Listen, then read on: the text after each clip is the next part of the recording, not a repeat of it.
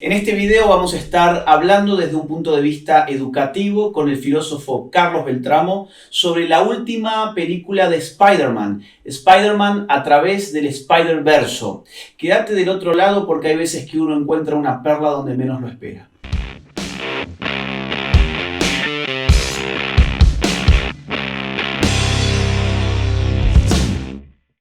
En este video vamos a estar conversando con el filósofo Carlos Beltramo, investigador de la Universidad de Navarra. Seguramente muchos de este canal lo conocen aparte por ser editor de la saga Pandemonium, una serie de libros de resistencia que fueron publicados durante la pandemia. Bueno, aparte es un habitué de este espacio, solo que habitualmente lo hacemos a través de Zoom y a través de StreamYard y de esas, ¿no? Y ahora estamos cara a cara. Bueno, en verdad nos vemos todos los días por la universidad. Sí, efectivamente. Pero bueno, miren, a ver, les cuento rápidamente qué fue lo que pasó y por qué vamos a hablar sobre Spider-Man. El otro día salimos a cenar, estuvimos en una cena y Carlos me dijo que debía ver Spider-Man. Sí. Lo tuve que convencer. Me tuvo que convencer, así es, claro, porque a mí ese tipo de películas no me llaman mucho la atención, no suelo ver superhéroes, no soy mucho del mundo de los cómics. La última Spider-Man que vi era, imagínate, creo que una que salió cuando yo tenía, no sé, 12, 13 años. Aquella que a veces hacen memes, ¿viste? Que a veces te aparece un meme. Bueno, entonces estoy muy fuera de ese mundo, pero Carlos me insistió con que había grandes puntos para analizar de la película, que además le había llamado la atención que no tuvo un rasgo de wokeismo. Después vamos a comentar que hay ahí hay algún signo un poco subliminal, pero ya vamos a eso.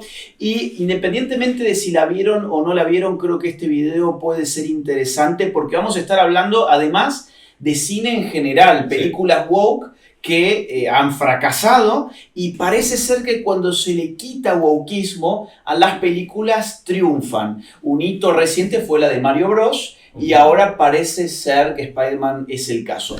Contame, Carlos, entonces tu primera impresión con la película. Hacemos este brevísimo corte comercial para contarles que junto con mis amigos de Binance estaremos este mes realizando un sorteo por 100 USDT entre 10 eventuales ganadores. Para participar de este sorteo hay que registrarse en el link que les dejo en la caja de descripción de este video y estar atentos a mis redes sociales porque hacia fin de mes estaré por allí anunciando a los ganadores. Intentando no hacer spoiler, pero en todo caso animándolos a que la puedan ver. Nosotros efectivamente somos, a lo contrario de Agustín, somos como en toda la casa muy fanáticos, sobre todo al principio de las películas de superhéroes, pero es verdad que últimamente cada vez con más desgano, dejando pasar muchos estrenos y ya no muy motivados, pero de pronto esta nos llamó la atención primero por la belleza estética.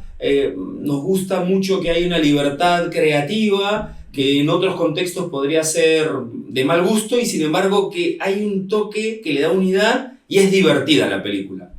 Pero de pronto, ¿qué nos encontramos? Nos encontramos familias de papá y mamá, nos encontramos de alguna manera un personaje racialmente diferente del que originalmente era, porque normalmente el Spider-Man era Peter Parker, que era blanco, y de pronto Miles Morales, pero hay un elemento que es fundamental, no es Peter Parker negro, o moreno, o de otra raza, es otro personaje que asume el rol de Spider-Man. Entonces, la transición entre el personaje original y este otro es natural, es otro señor que tiene otra raza, no tiene por qué tener la misma que el anterior, que asume de alguna manera el papel de este personaje. No es lo que pasa, por ejemplo, con la Sirenita. Por ejemplo, efectivamente, le hace el contraste con la Sirenita, Ana Bolena, o Cleopatra últimamente, en fin, o sea, cosas que desatan como polémicas extra que la gente las desalienta. Y entonces uno empieza a decir,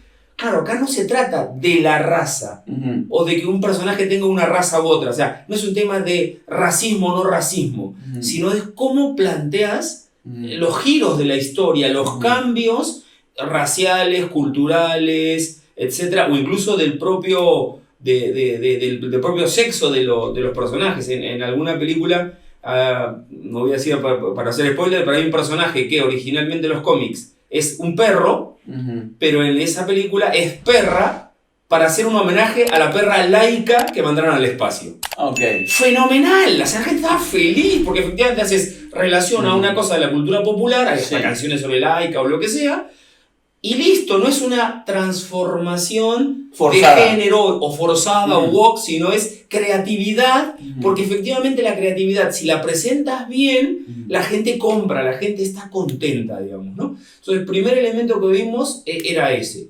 Segundo elemento, la presencia de padre y madre no perfectos, padre y madre con un montón de defectos, padre y madres conflictuados en la crianza de un adolescente, es totalmente transversal, natural, o sea, yo que tengo hijos adolescentes decía, es que eso nos pasa todo el tiempo, es decir, de alguna manera nos veíamos ahí recreados, hay un diálogo central que realmente es muy conmovedor y que destaca el rol de los padres como algo central, y después algo que es muy importante, que era lo filosófico que yo quería destacar, lo estoy estudiando últimamente mucho, el tema del carácter, ¿ok? Entonces, Aristóteles decía, y seguramente el público lo ha escuchado alguna vez, y como yo no lo había entendido hasta ahora, el carácter es el destino. ¿Qué significa esto del carácter es el destino y tal? Básicamente significa lo siguiente, que en los griegos antiguos y ahora a través de la cultura woke, nos quieren hacer pensar que lo que te viene de afuera es lo que te condiciona totalmente. O sea, que vos sos fruto de los influjos exteriores, los psicólogos hablan de locus de control externo, otro tiene la culpa y por lo tanto yo debo hacer, como contrapartida, lo que me dicen que debo hacer. En cambio, la película plantea que hay eventos canónicos, sin embargo, destaca la libertad que puede tener el personaje frente a esos eventos canónicos, y entonces que esos eventos no lo condicionan.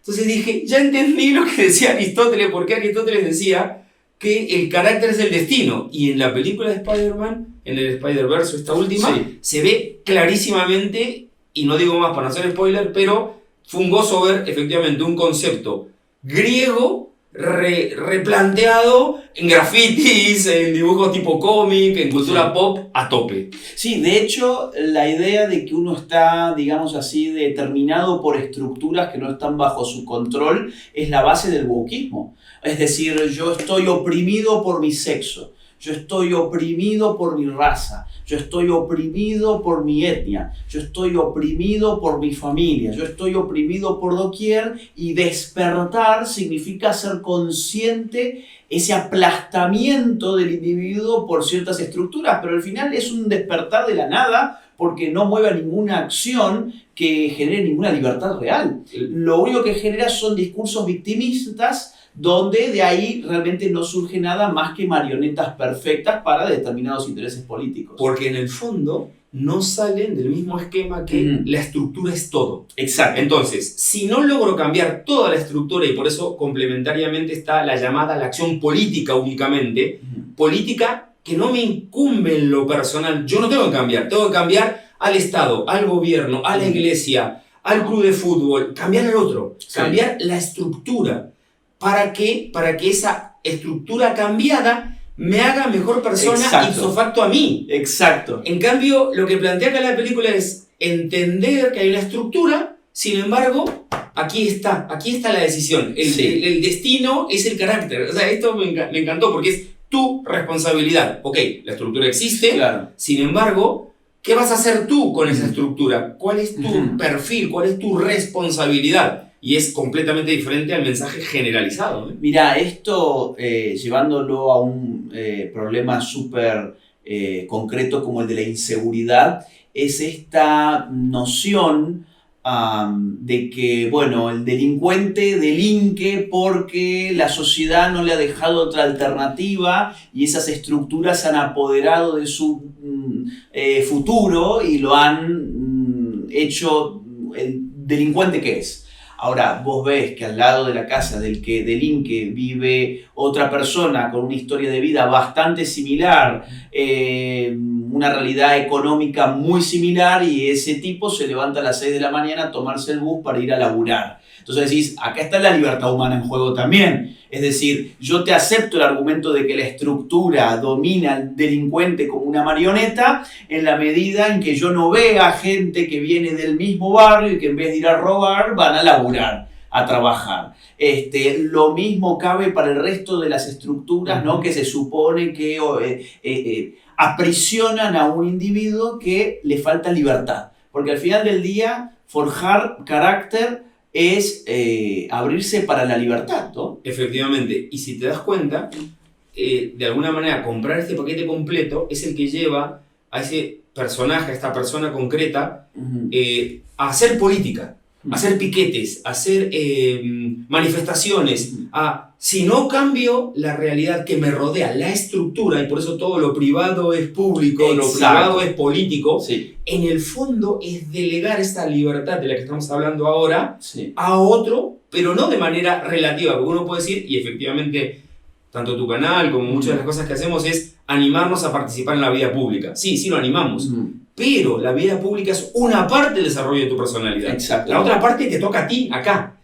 En esta filosofía woke, en esta filosofía de alguna manera progre, etc., todo está afuera. Por lo cual, lo único que me va a hacer mejor es cambiarlo todo. Entonces, es más útil hacer un piquete en una calle o una manifestación tirando abajo una estatua que levantarme temprano, desarrollar el hábito del orden, desarrollar el hábito de la laboriosidad, desarrollar el hábito, etcétera, etcétera. O sea, prepararme para la libertad. Porque en el fondo no creen en la libertad. Ni el político que los lleva a hacer esas manifestaciones y el pobre muchacho, chica, hombre, señor, lo que sea, que lo asume, tampoco cree que tenga la libertad de desarrollarse personalmente. Entonces hace un círculo vicioso donde el otro tiene la culpa. Son los típicos discursos de los populistas de izquierda. Es que yo quería, pero el Fondo Monetario, o Estados Unidos, o el Imperio. O sea, siempre alguien tiene la culpa afuera. Los ricos. Siempre hay alguien. O la mujer el hombre, o el hombre la mujer. Porque al final, si cambiáramos el orden, tampoco saldríamos del asunto. Exacto. El tema es salir de ese círculo. Entonces, una parte de tu vida es la estructura te condiciona y efectivamente hay que ayudar a cambiarla, hay que participar en política, hay que participar en la vida social, hay que construir el bien común, bien. Pero la otra parte importante, el carácter es el destino. Finalmente ninguna de estas cosas, ni la vida social, ni la vida política, ni siquiera la iglesia en la que estés o el club social, te terminan de determinar totalmente. Hay una cuota personal que tenés que desarrollar por vos mismo, esa fuerza interior, que es la que te va a llevar a ser mejor persona. Y caso contrario seríamos todos idénticos, porque las estructuras son colectivas. Es decir, no es que hay una estructura para cada individuo, hay determinadas estructuras que impactan sobre grupos de individuos y tenemos que encontrar réplicas idénticas, casi copy and paste, y eso evidentemente no es así porque la variable del carácter existe. Eso es. Y fíjate, esto cuando vivía en Perú lo comentaban mucho con respecto a Sendero Luminoso. Decían, es que la pobreza condiciona pertenecer a banda terrorista. Y decíamos, a ver, ¿el 100% de los pobres de la sierra peruana eran terroristas? No. Ergo, no era. Y además, no ¿había en la banda gente rica? Sí. Entonces se rompía completamente el argumento de pobreza igual a pertenecer. Por la única forma de salir adelante es meterse a Sendero Luminoso. Y es más, en el caso particular del Perú, fueron los pobres los que más hicieron para que se terminara esa violencia que los estaba realmente oprimiendo. Entonces, efectivamente, romper esto, el discurso del carácter, que hay que tener cuidado porque hay alguna acusación de alas de izquierdas que yo creo que son injustas, pero hay que tomar en cuenta, no caer en eso, que plantean que el discurso del carácter es individualista. Sí, puede ser individualista si no se hace correctamente. O sea, yo últimamente estoy trabajando mucho el decir que la educación del carácter tiene 5 pilares. Un pilar que es el carácter intelectual, es el primero, hay que entender, o sea, salir de las fake news, salir de los echo chambers, etc. Solo lo haces con carácter intelectual, honestidad intelectual, humildad intelectual, etc., virtudes intelectuales. Carácter moral. Si no sabes el bien para seguirlo y el mal para evitarlo, no puedes hacer nada en la vida o poco podrás hacer.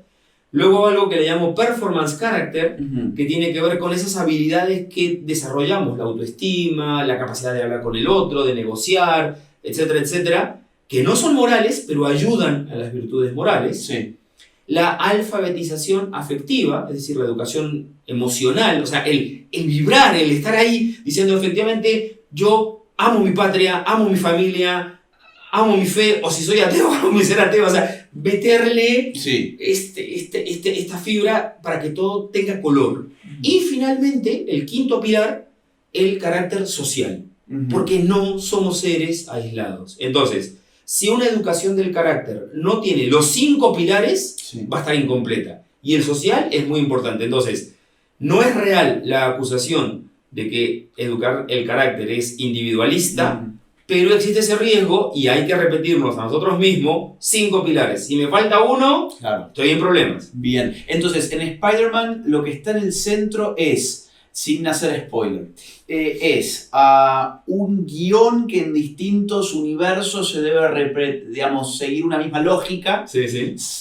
No necesariamente con las mismas personas porque son universos distintos, Así es. pero la misma lógica de los acontecimientos debe darse necesariamente, Aparentemente, aparentemente. y ahí según- dejamos abierto, Exactamente. porque efectivamente el planteo Sí. rompe con esto, para mi gusto, de la mejor manera. Bien, bien. De la bien, manera bien. correcta, retomando ese concepto aristotélico de Bien. el destino no es fíjense, ellos decían los astros, los Sí. dioses, Sí. ahora diríamos la raza, Sí, el sí, el género, sí, sí, la sí. pertenencia a partido político. Sí. O sea, porque, por ejemplo, a mí me asombra cómo los de izquierda piensan, pero de fondo, que los de derecha son todos malas personas. Sí, Y sí, ellos, sí, por sí. ser de izquierda, Sí, sí. y ojo, los de derecha, y yo me incluyo en esto, a veces también tendemos a pensar que todos los de izquierda son malas personas, y eso no es así. Ujú. Ni ser de derecha ni ser de izquierda está relacionado con ser buena o mala persona. Hay buenísimas personas en la izquierda y buenísimas personas en la derecha y viceversa.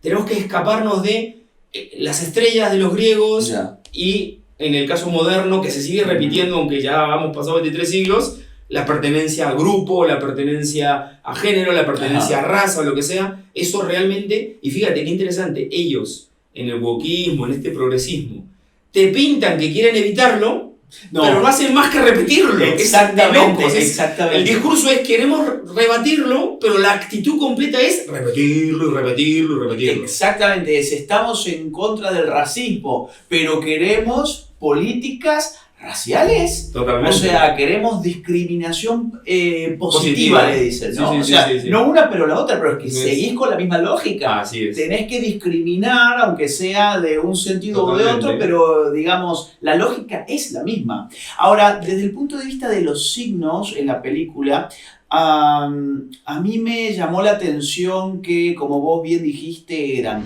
familias con mamá y papá, Ujú. ocupadas. O viudos, huérfanos. O digamos, viudos, ¿no? sí, sí, sí, Pero sí, sí había sí. la figura que estuvo en algún momento de papá o mamá. Incluso hay una de las Spider-Man de un universo X que está esperando un hijo. Sí, Que está efectivamente. esperando un Ahí hijo. dice lo que quieren normalizar es que la mujer embarazada es fuerte y demás. Ok. Bien, yo Claro. en realidad de momento no veo ahí No, un no. problema.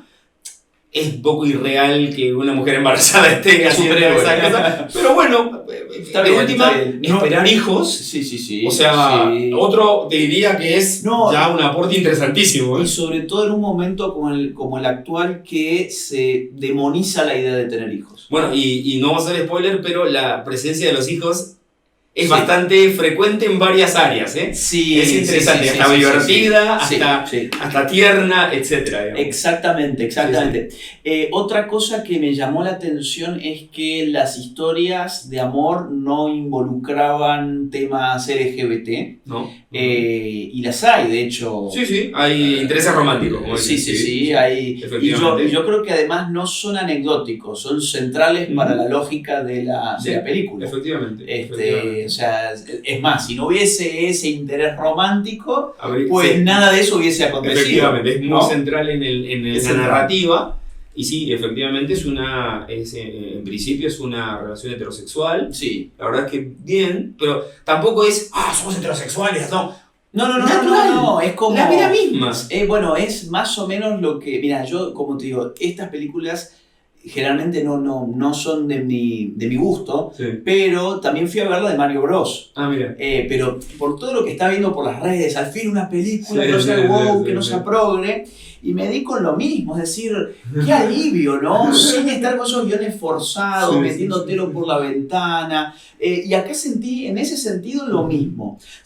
Ahora bien, cuando me puse a investigar algunas cosas, me di con que hay algunas cuentas en Twitter LGBT que celebran que hay algunas escenas que tienen muy encriptado alguna simbología, ¿no? Yeah. Entonces, si vos ves, por ejemplo, en la habitación de una de las chicas de Spider-Man, Sí.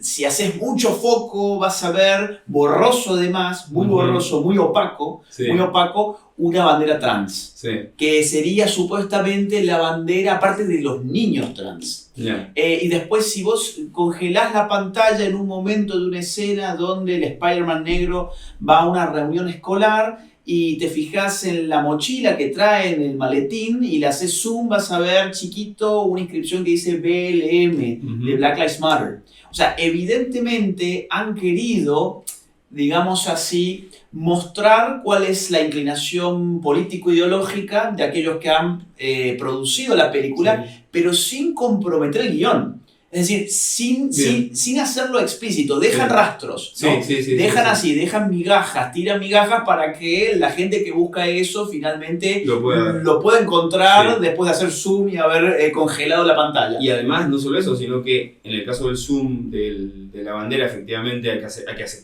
congelar el cuadro y hacer zoom. Sí. Y en el caso de BLM, para el 80% de la humanidad casi no significa nada, porque saliendo de acá, como es en inglés, es algo de Estados Unidos, ¿no? Sí, muy de los Estados Unidos. Y finalmente voy a decir lo siguiente: si una persona quiere militar en esa causa y esto da variedad a la sociedad y un debate, bienvenido sea. O sea, el problema no es si pensamos de una u otra manera, el problema es que nos lo impongan inequívocamente. O sea, por ejemplo, el gran problema que hubo con otra película del universo de los Avengers, de la Capitana Marvel, básicamente fue extra película. Fue la actitud de la actriz que en un momento determinado dijo: yo a los varones blancos de esta sala no les voy a dar notas periodísticas. Ah, sí, ¿en serio? Dijo eso. Entonces, claro, la gente dijo: qué odiosa eres. Y no fue al cine por lo odiosa de la actriz, eso no tanto por el personaje, durante las promociones. Que ellos se cuestionaban si la sacaban o no la sacaban, hubo realmente mucho revuelo. Luego la película sí tiene una... Ahora están todas las películas, muchas, no es el caso de Spider-Man, no es el caso de Mario Bros, no es el caso, no sé, de Top Gun, que yo la disfruté muchísimo, como si tuviera de nuevo 18 años cuando la vi la primera, que donde, un protagonismo de la mujer, la verdad nunca me preocupó, nunca me molestó. Yo desde chico veía a la Mujer Maravilla y la Mujer Maravilla actual no me gusta nada en comparación con la que yo veía de crío, que daba la vueltita y hacía esto y ya estaba babeaba porque me encantaba y le daba mamporro a todos y les ganaba a todas las más fuertes del mundo y yo feliz de que fuera la más fuerte del mundo. El problema es que llega un punto que ahora todas las mujeres son perfectas, todos los hombres son unos estúpidos, pero sutil a veces no. Llega un punto que dices, tío, un poquito, a ver, una que desentone, Spider-Man, genial, pero llegas a un punto que, aunque no sean super woke, llega a deformar la realidad. Claro. Y justo te iba a decir una cosa que me pareció interesante de lo que hablabas hace un momento, pero lo quiero decir ahora. Spider-Man, Mario Bros, que son súper fantasiosas, son más realistas que muchas de estas películas que supuestamente son realistas, pero donde de 10 personas, 7 son mujeres, 3 varones, los 3 malos, estúpidos, y las mujeres todas recontra buenas sin ningún defecto. Y tú dices, hagamos 5-5, o sea, hagamos reparto un poco así. Entonces la gente se empieza a cansar. ¿Pero qué está pasando? Que es algo que lo hemos comentado en alguna ocasión en privado, lo de la agencia humana, el granito de arena del que hablamos alguna vez. La gente está dejando de ir al cine a estas películas y está reventando las taquillas de las otras. Exactamente. Y yo creo que por eso, vuelvo al punto de estas banderitas escondidas y estas consignas escondidas, yo creo que por eso las esconden. Porque Bien. si hubiese, por ejemplo, en vez de la banderita de los niños trans escondida, hubiese efectivamente un personaje que es un niño trans, que por ejemplo Pixar ya ha jugado con esta variable, Así es. bueno, una niña trans que se llamaba Jess, que tenía 14 años, bueno, si hubiese jugado en el guión, Sí. no como un signo ahí más o menos arrojado al vacío, sino en el guión, si hubiese forzado la cuestión, y esa película hoy se expone al boicot. Sí. Y hoy en Estados Unidos el boicot está incluso reaccionando frente a compañías como Target, saliéndonos del mundo del cine, pero fue algo bastante reciente, están perdiendo una millonada de dólares por haber incorporado estas ropas para niños trans, donde han reaccionado contra las publicidades de cervecerías como Bud Light, que pusieron trans también allí y la gente dejó de consumir. Y ya se ha visto en el mundo del cine, por ejemplo, con el caso de la película Buzz Lightyear, por ejemplo, que fue un fracaso rotundo, tuvieron que cortar varias cabezas allá adentro. Sí. En el estreno ellos ganaron 51 millones de dólares y se esperaba hasta 105 millones de dólares. O sea, la mitad de lo que se esperaba. Fue un fracaso en general para el olvido y un fracaso doble cuando uno ve las expectativas que esa gente tenía. Iba a ser la película de la última década.